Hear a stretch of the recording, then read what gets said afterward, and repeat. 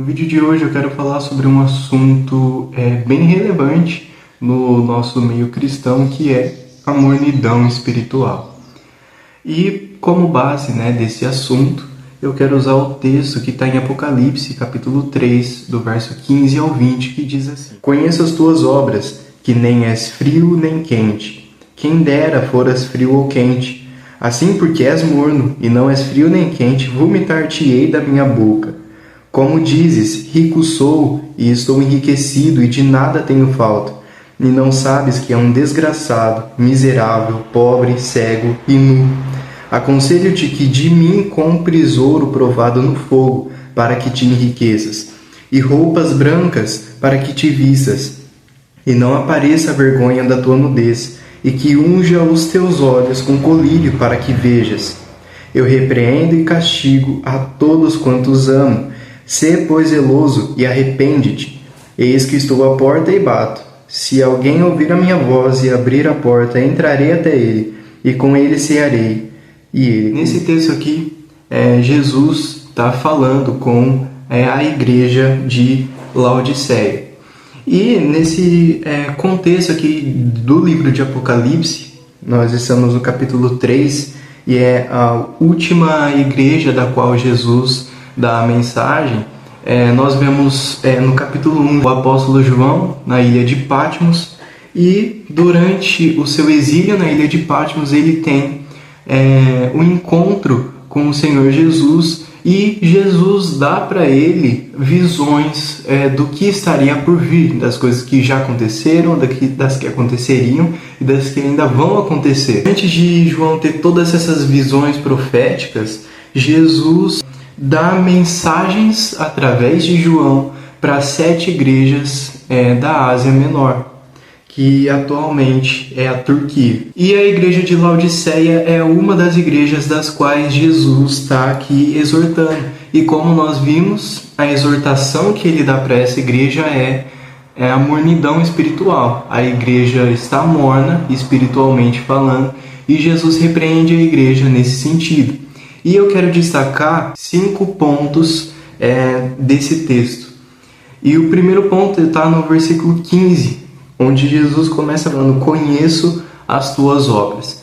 E aqui Jesus fala de conhecer as obras, mas não só de conhecer aquilo que a igreja faz exteriormente, mas de conhecer o interior. O que eu quero dizer com isso? Jesus está falando das obras da igreja, ou seja, as pessoas que frequentam aquela igreja de Laodiceia trabalham na igreja, trabalham na obra do Senhor e se entregam nesse serviço. Porém, quando Jesus disse conheço as tuas obras, ele não fala da obra exterior, ou seja, ele não está falando daquilo que as pessoas fazem na igreja ou pela igreja. Ele está falando do coração. Por que ele está falando do coração? Porque no restante do versículo 15 ele diz o seguinte: que nem és frio e nem quente. Ou seja, as pessoas daquela igreja, mesmo fazendo, mesmo trabalhando na obra do Senhor, elas não estão fazendo aquilo de todo o coração. Quando ele fala das pessoas estarem mornas espiritualmente, ele está falando que as pessoas, mesmo fazendo, mesmo trabalhando para o Senhor, elas não fazem de coração. Então, existem esses 3 tipos de pessoas: as pessoas frias que nem fazem, as pessoas mornas que fazem, mas não fazem de coração, e as pessoas quentes, aquelas que fazem e fazem de coração, não visando recompensa, mas visando engrandecer e glorificar o nome do Senhor. Versículo 16 ele diz: assim, porque és morno e não és frio nem quente, vomitar-te-ei da minha boca. Então Jesus fala que é melhor você ser frio ou ser quente do que ser morno. Então é melhor você nem fazer. Se você não for fazer de todo o coração, Jesus diz: nem faça. Versículo 17 ele diz o seguinte: como dizes, rico sou, eu estou enriquecido e de nada tenho falta. Então o ponto aqui dessa igreja de Laodiceia é uma igreja que possui dinheiro, que possui bens materiais, porém Como a gente bem sabe, o que importa no reino de Deus não é o quão bem financeiramente você está, é o quanto você está disposto a se entregar ao Senhor, o quanto o seu coração está disposto a queimar por Ele. No versículo 17 ele continua falando: e não sabes que é um desgraçado, miserável, pobre, cego e nu. Então aqui estamos falando de uma cegueira espiritual. A mornidão espiritual nos torna cegos. Então ele não está falando só da mornidão em si, está falando de outro problema que a mornidão espiritual gera, que é a própria cegueira. Então uma igreja morna espiritualmente se torna cega. O que tornou essa igreja morna? Ela fazia coisas, trabalhava bastante, e por causa desse trabalho conseguiu recompensa financeira, e por causa dessa recompensa financeira a igreja se tornou rica, e por causa da riqueza dessa igreja, a igreja em geral começou a achar que não dependiam mais de Deus por ter o sustento próprio. Ou seja, eles não dependem de Deus para ter um lugar bom, para ter tudo o que eles precisam. Então, com essa linha de raciocínio, eles se tornaram cegos, eles deixaram de lado aquilo que era mais importante. E aí Jesus exorta eles da seguinte forma: não sabes que é desgraçado, miserável, pobre, cego e nu. Então, é uma igreja rica do lado de fora, mas pobre do lado de dentro.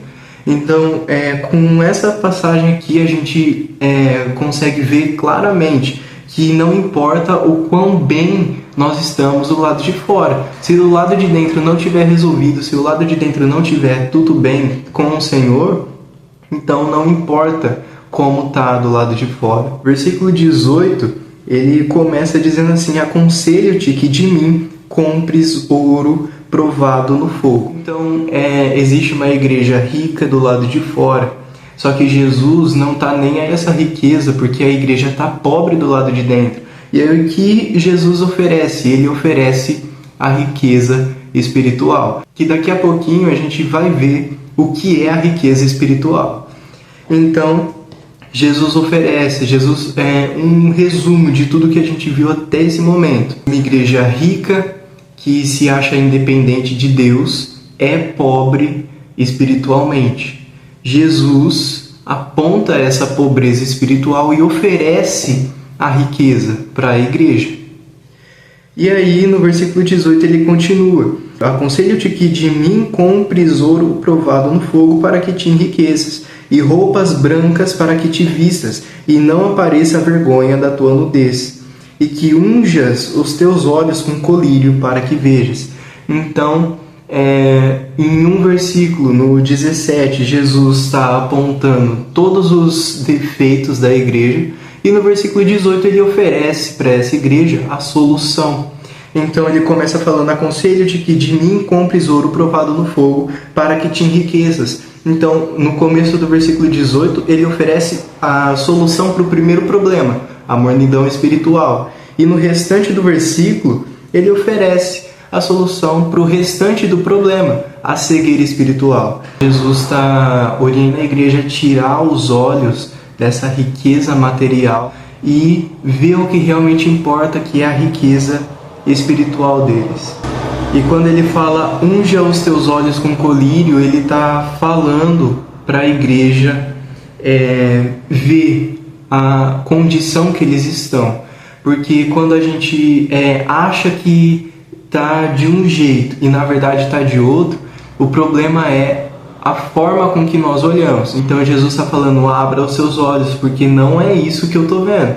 Então Jesus tira de nós o nosso olhar terreno e coloca o olhar do céu, para que nós vejamos o fundo do poço que nós estamos. No sentido espiritual, nós primeiro temos que ver o que realmente importa, o que realmente é para ser visto. Porque de um lado tem o que a igreja via, o que essa igreja via, todos os bens materiais que ela tinha. E o que Jesus via o interior de cada pessoa dessa igreja.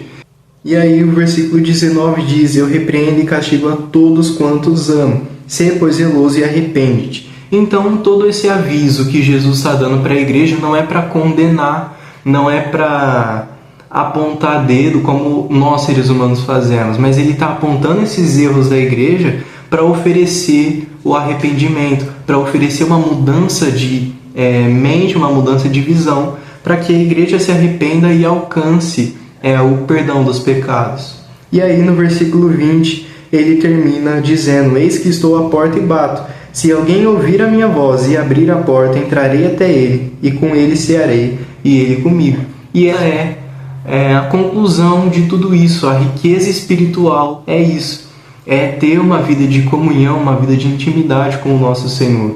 E para que a gente entenda de verdade que prosperidade é ter uma vida de comunhão com o Senhor, a gente precisa primeiro ter esse ajuste de visão. E dessa forma nós nos tornamos ricos espiritualmente e saímos da condição de mornidão espiritual. Então, reconhecendo que a nossa pobreza espiritual é a falta do Senhor, quando nós entendemos isso e buscamos o Senhor de todo o coração, é aí que essa pobreza espiritual é deixada de lado e junto com isso, consequentemente, a nossa cegueira espiritual também é jogada fora. Então, primeiro a gente tem que reconhecer para então tomar decisões na nossa vida, tomar certos posicionamentos que vão nos deixar mais perto do Senhor e, consequentemente, nos tornar ricos espiritualmente e ainda, consequentemente, tirar a venda dos nossos olhos. Então, quando Jesus fala de uma vida abundante, ele não fala de uma vida perfeita, onde você vai ter casa boa, carro bom, vai ter tudo do bom e do melhor. Quando ele fala de vida abundante, combina com o texto que ele fala: eis que estarei com vocês todos os dias até a consumação dos séculos. Então, vida abundante não é de forma alguma eu ser próspero financeiramente. Vida abundante é eu estar com o Senhor todos os dias da minha vida.